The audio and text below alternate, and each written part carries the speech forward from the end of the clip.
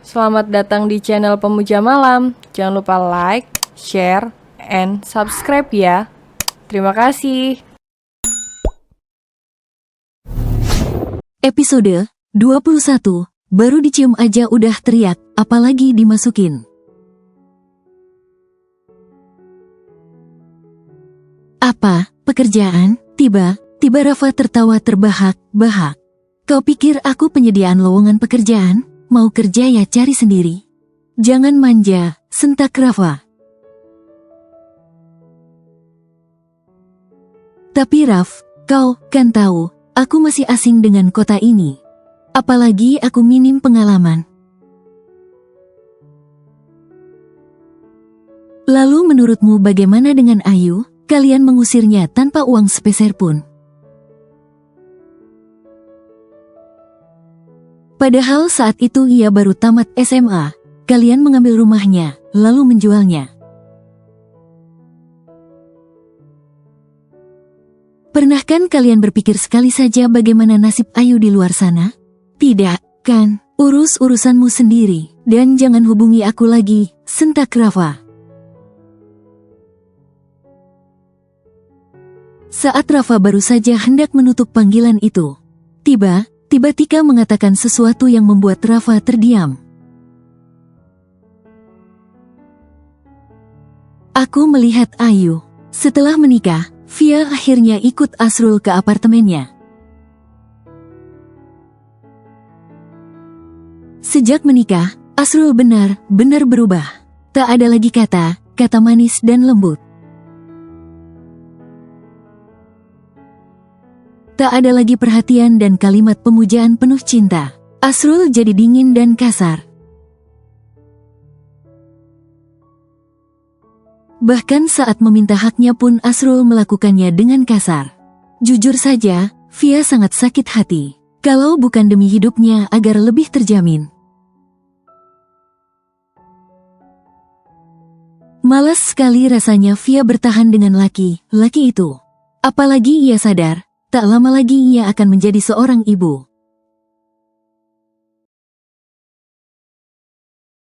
Ia ingin kehidupan anaknya terjamin tanpa kekurangan apapun. Via akui, dia begitu bodoh mudah saja terperdaya oleh kata cinta dari laki itu. Padahal calon suaminya jauh lebih baik. Meskipun tidak romantis, tapi Madava selalu memperlakukannya dengan baik. Madava juga royal. Setiap ia meminta sesuatu, Madava pasti akan mengabulkannya. Namun Via pun hanya seorang wanita. Ia haus akan kata cinta dan juga belayan. Sementara Madava tidak pernah mengatakan cinta pun mau membelainya lebih. Mereka hanya melakukannya sebatas ciuman, tak lebih. Maka dari itu, saat Asrul bisa memberikan keduanya, ia pun terperdaya. Ia terjerumus dan jatuh ke dalam pesona Asrul yang padahal sebenarnya masih di bawah Madava. Namun kata cinta dan sikap memuja Asrul sudah membutakan akal dan pikirannya. Oleh sebab itu, saat Asrul memintanya terus bersandiwara mencintai Madava dan mau menikah dengannya, ia setuju saja, bahkan ia pun setuju. Saat Asrul memintanya kabur membawa semua pemberian Madava sehari sebelum hari pernikahannya, Via terkadang sangat menyesali kebodohannya itu. Seandainya ia tidak pernah berpaling, seandainya ia tidak pernah tergoda, sudah pasti ia sedang berbahagia dengan Madava saat ini. Asrul, kau kenapa? Apa yang terjadi dengan wajahmu? Seru Via terkejut saat melihat wajah Asrul yang babak belur. Bukan urusanmu, ketus Asrul membuat hati Via sakit sekali. Sudah berapa hari ini Ayu jadi lebih diam dari biasanya? Madava sampai bertanya-tanya, apa yang sebenarnya terjadi pada Ayu? Mengapa sikap yang berubah jadi lebih pendiam seperti ini? Jujur saja, Madava jadi merindukan sifat ketus Ayu padanya. Apalagi setiap berdebat, anehnya ia justru merasa terhibur. "Kecoa, Ayu, awas, ada kecoa di bawah kaki kamu," teriak Madave mencoba mengusili Ayu. Ayu melirik ke bawah kakinya, lalu ia menghembuskan kasar. Ia melirik sebal pada Madava. Madava nyengir tanpa merasa bersalah.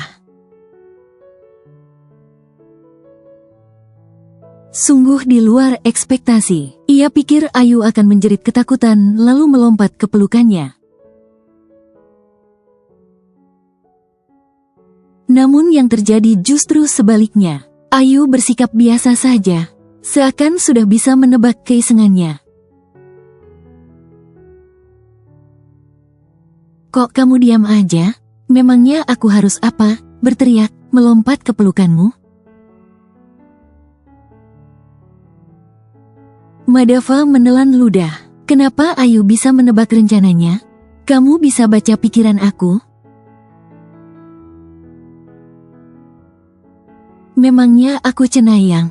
Terus itu, kamu bisa menebak rencanaku?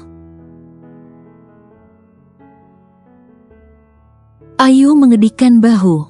"Aku nggak takut kecoa," jawabnya sambil kembali melanjutkan pekerjaannya.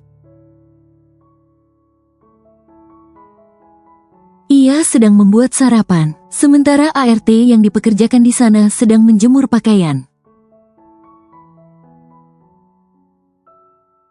Urusan memasak memang Ayu kerjakan sendiri. "Jadi kamu takutnya apa?" tanya Madava penasaran. Ayu menoleh.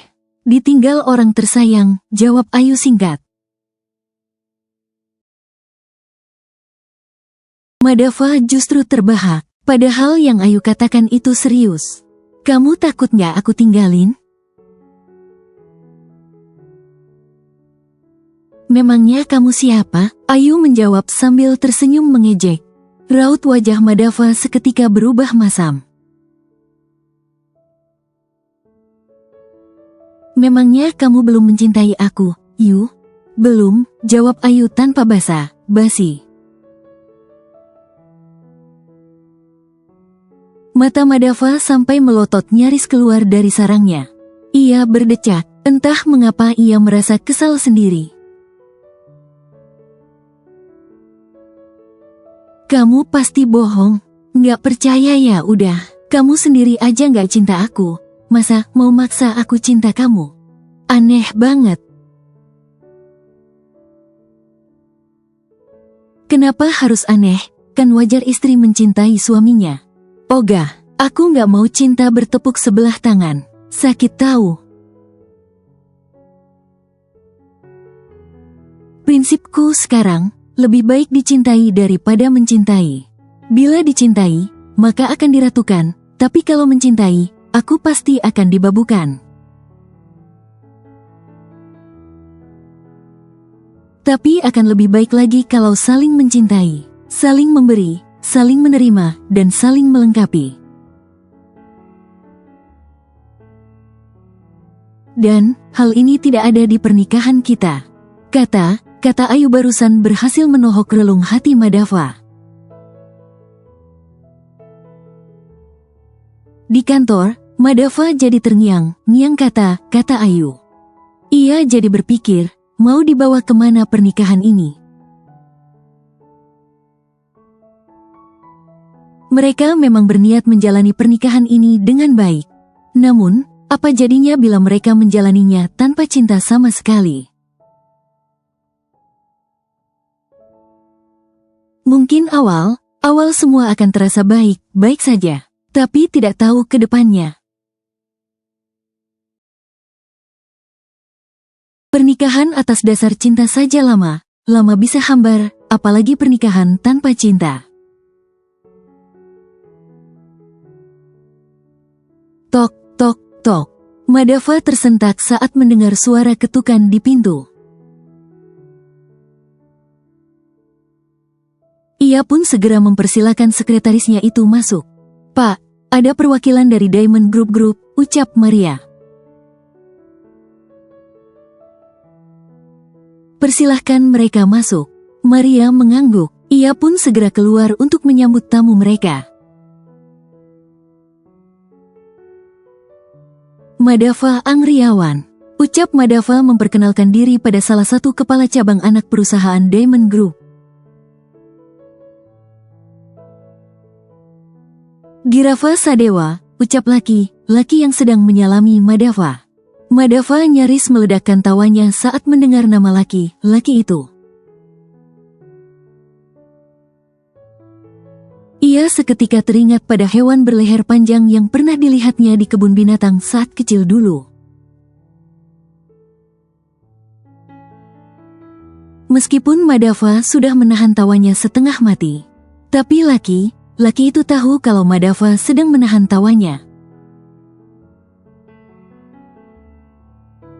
Laki itu tidak bisa menyalahkan Madava, sebab memang namanya diambil dari nama hewan berleher panjang tersebut. Saat hamil, ibunya mengidam ingin pergi ke kebun binatang terus-terusan. Dan yang ingin ia lihat hanya satu jenis hewan saja, yaitu jerapah.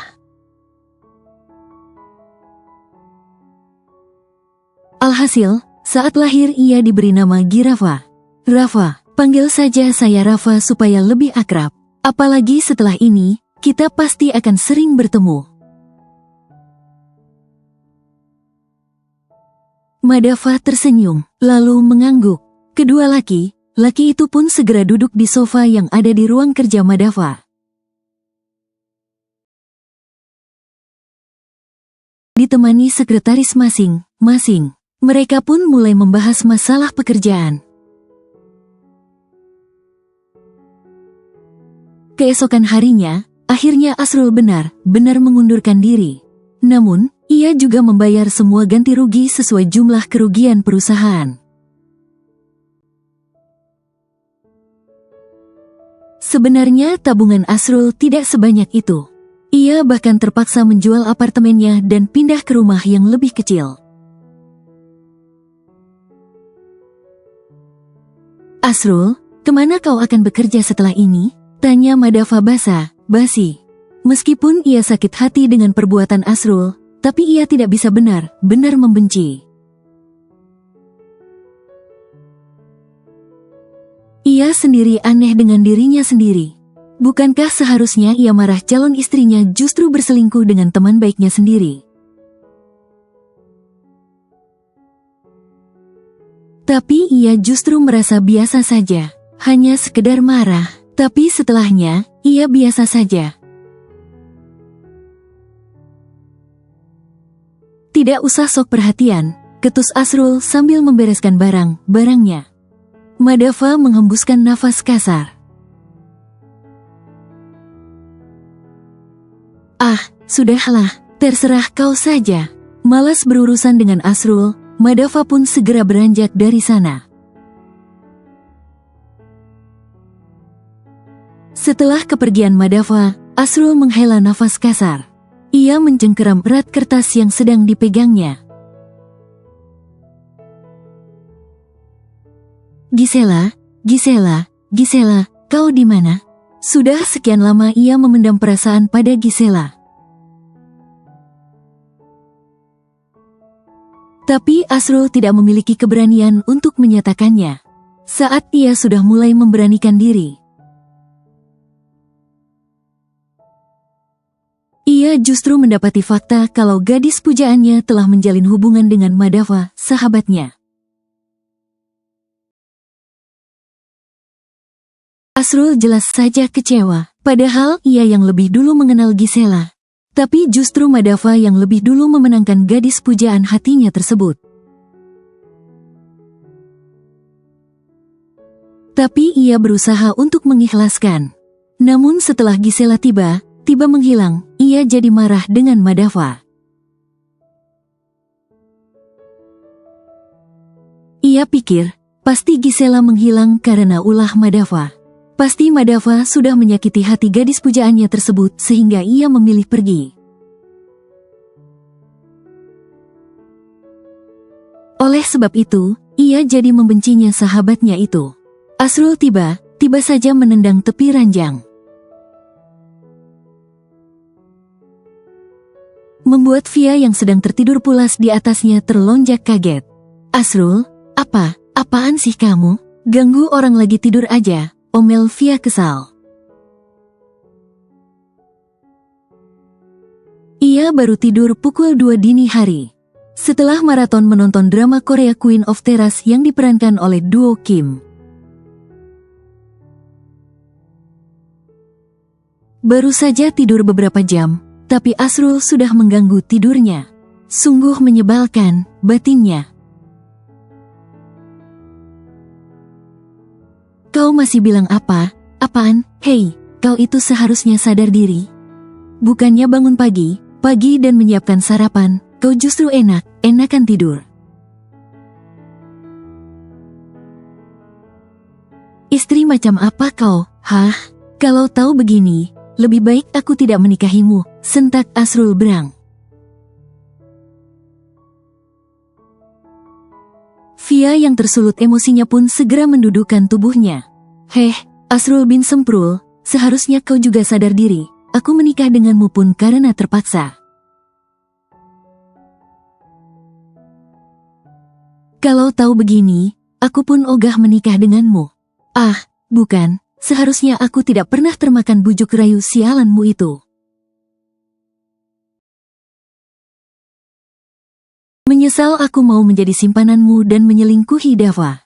Meskipun dia tidak pernah menyatakan perasaannya padaku, tapi setidaknya ia tidak pernah menyakitiku. Dia tahu cara menghargai seorang perempuan. Tidak seperti kau, egois dan selalu mau menang sendiri, balas Via nyalang. Via bukanlah perempuan lemah yang mudah diintimidasi. Apa yang ia katakan memang jujur dari dalam hatinya. Ia memang benar menyesal sudah termakan tipu daya Asrul. Seandainya waktu bisa diputar, takkan pernah ia mengkhianati Madava dengan laki tidak tahu diri seperti Asrul. Ingin rasanya Via kembali pada Madava, tapi ia masih sadar diri. Ia sudah tidak pantas untuk laki itu. Ia bukan hanya sudah mengkhianati, tapi juga hamil anak laki lain. Kau berani melawanku? Desis Asrul dengan mata berkilat amarah. Kau juga berani membandingkanku dengan laki brengsek itu? Dada Asrul bergemuruh. Ia merangsek mendekat lalu mencekik leher Via membuat nafas wanita hamil itu tercekat. Lepas, cicit Via. Bukan membandingkan, tapi aku hanya mengatakan yang sesungguhnya. Asrul mendorong tubuh Via hingga kembali terlentang di atas ranjang. Kemudian tanpa perasaan, Asrul menamparkan pipi Via hingga sudut bibir perempuan itu berdarah.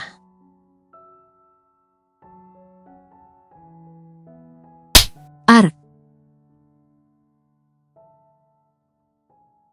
Itu hukuman untuk orang yang berani membandingkanku pada si brengsek itu. Kau gila, kau tahu dengan pasti, Dava tidak bersalah dengan kepergian wanita itu. Lalu kenapa kau melampiaskan kekesalanmu pada kami yang jelas tidak bersalah? Via memang sudah tahu alasan Asrul membenci Madava. Asrul sendiri yang tanpa sadar mengatakannya saat mabuk. Jangan pernah ikut campur urusanku, Jala. Kalau kau tidak mau aku habisi sekarang juga. Asrul kembali menendang tepi ranjang. Kemudian ia segera berlalu dari sana meninggalkan Via sendirian.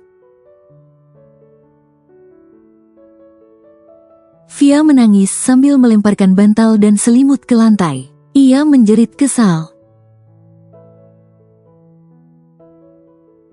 "Halo," ucap Rafa datar saat Tika lagi menghubunginya. "Kamu kok ketus gitu sih, Raf, sama aku?" "Lalu aku harus bagaimana? Beramah, tamah, berlemah lembut, bermanis manja, begitu?" cibir Rafa. "Ceka, seenggaknya nggak ketus banget gitulah." "Sudahlah, nggak usah basa-basi. Apa ini tentang Ayu? Kau sudah mengetahui keberadaannya?" cecar Rafa. "Kamu ini, Raf, kalau tentang Ayu aja gersep bener," kesal Tika. "Kalau kau cuma mau berbasa basi, lebih baik jangan hubungi aku lagi." Rafa kesal sekali dengan Tika. Tempo hari Tika mengatakan ada informasi mengenai Ayu. Jadilah ia menuruti keinginan Tika untuk bertemu. Ia pikir Tika memang mengetahui sesuatu tentang Ayu. Minimal informasi mengenai keberadaannya. Namun apa yang ia dapat, hanya informasi yang tidak begitu penting. Namun berkat itu ia jadi tahu pasti perempuan yang dilihatnya tempo hari di mall itu benar-benar Ayu. "Ternyata kita berada di satu kota. Semoga kita segera dipertemukan, Yu. Setelah kita bertemu, kita akan menikah dan membesarkan anak itu sama batinnya kala itu." Rafa, sialan. Dia menutup panggilanku, kesal Tika. Tika menghempaskan tubuhnya di ranjang. Ingin rasanya ia pergi jalan, tapi bila pergi seorang diri rasanya membosankan. Tika lantas membuka sosial medianya. Ia memosting foto saat ia berada kafe yang kemarin ia kunjungi.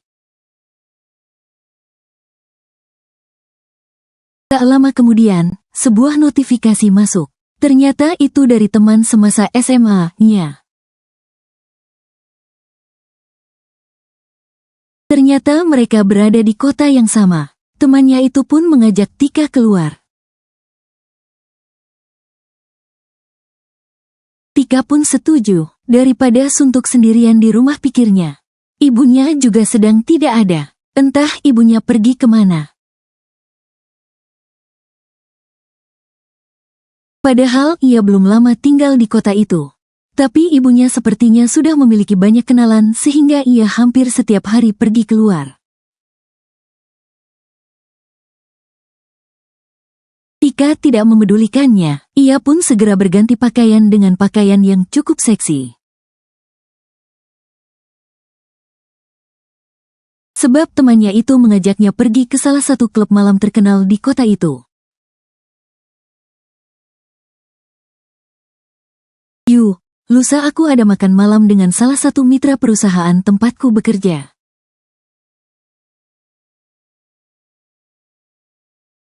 Kamu mau kan temenin aku?" Ayu yang sedang berjalan menuju kamar mereka setelah menidurkan Raffi di kamarnya pun menoleh.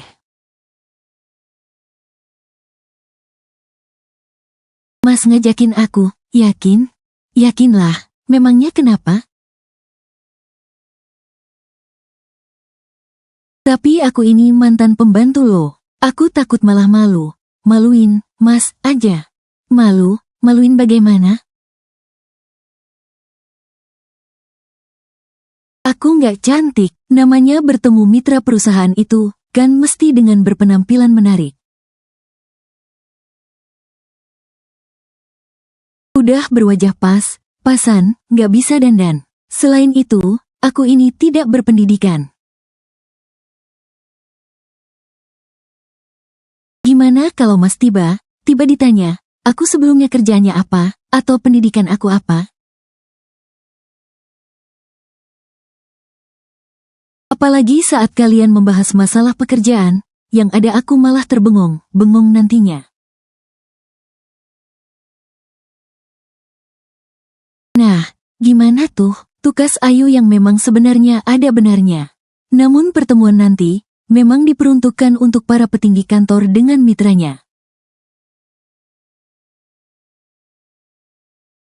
Tujuannya untuk memperkokoh hubungan kerjasama. Dan mereka memang diminta untuk membawa pasangan masing-masing. Tidak mungkin, kan Madava datang seorang diri sementara ia sudah memiliki istri. Lalu aku harus membawa siapa? Perempuan lain? Ucap Madava yang membuat Ayu mengedihkan bahunya. Terserah, jawab Ayu acuh. Madava yang gemas lantas mencuri ciuman di bibir Ayu membuat Ayu refleks berteriak. Madava pun segera menutup mulut Ayu membuat wanita itu mendelik kesal. Baru dicium aja udah teriak, apalagi dimasukin, goda Madava sambil mencubit pipi Ayu. Duh, kok tiba aja si Raja Wali bangun ya, kayaknya dia dah kangen masuk ke sarangnya deh, Yu. Ayu refleks menepuk pundak Madava membuat laki menyeringai. Bahas yang tadi aja belum kelar, udah bahas si Raja Wali aja, omel Ayu.